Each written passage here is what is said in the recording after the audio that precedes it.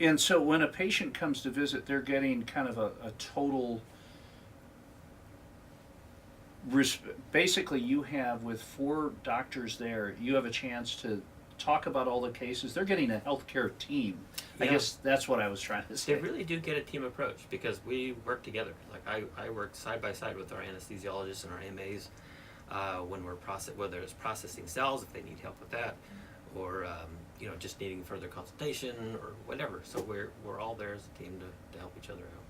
Now, on a personal level, you've got a nice family. Mm-hmm. How are they enjoying being in Utah?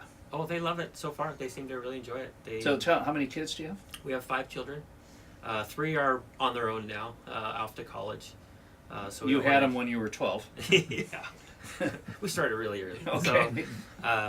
So they're already 3 of them are out of the house now. So the other 2, are they really happy in high school here? Or I assume they're in high school. They've done really well, remarkably well. We were always concerned about that. We thought, we still have these 2 youngsters in school. How are they going to matriculate and how are they going to do? And they've done really well. I mean, they picked up friends right away and are doing fantastic. Are they athletes as well? Not so much. I'm working with them on that.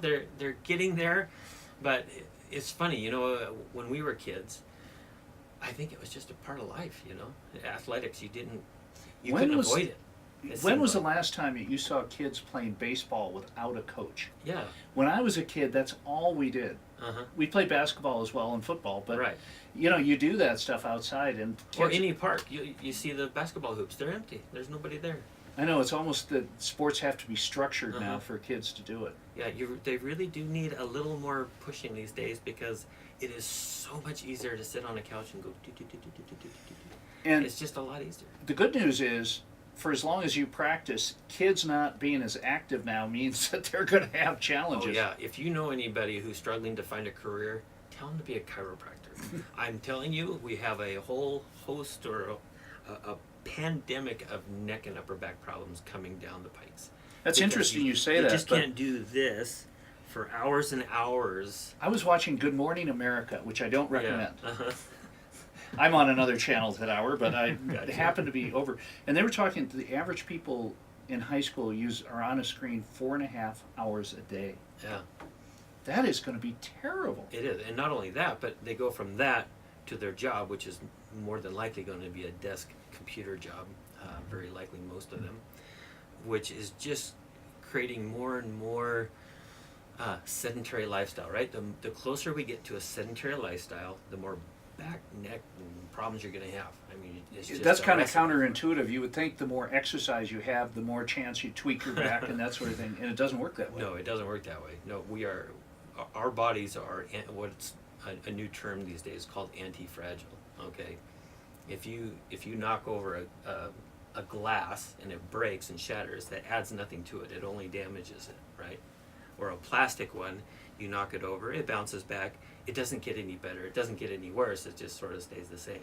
People are anti-fragile, which means if we grow up in a sterile environment, we're going to be extremely susceptible to cold, flu, viruses, everything.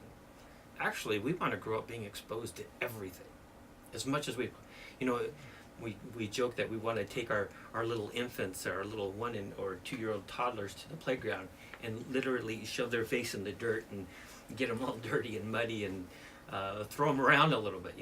We want them to be exposed to as many things as we possibly can as they're young. We don't want to create sterile environments for our kids.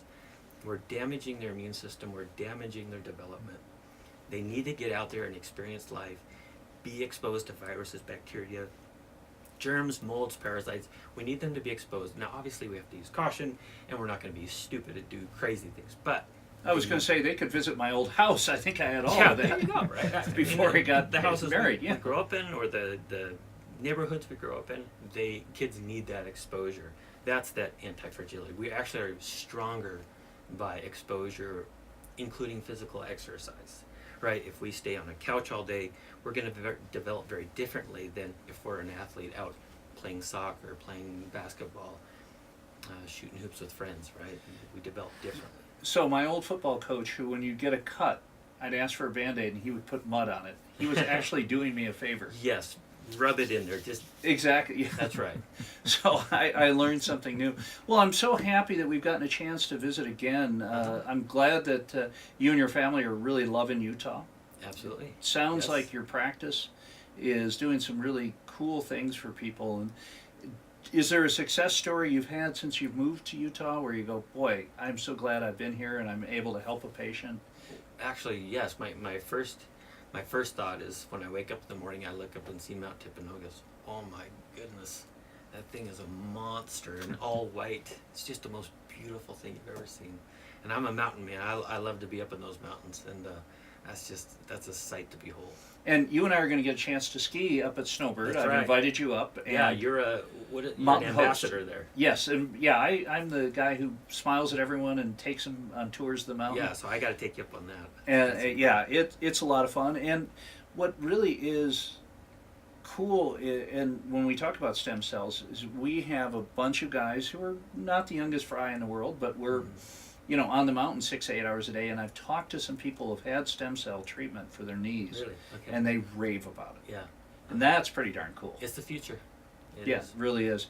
Well, Doc, thanks so much for taking time to talk again. Thank you for having me. And we're so glad that you're in Utah, and we'll see you up at the Bird. All right, thank you.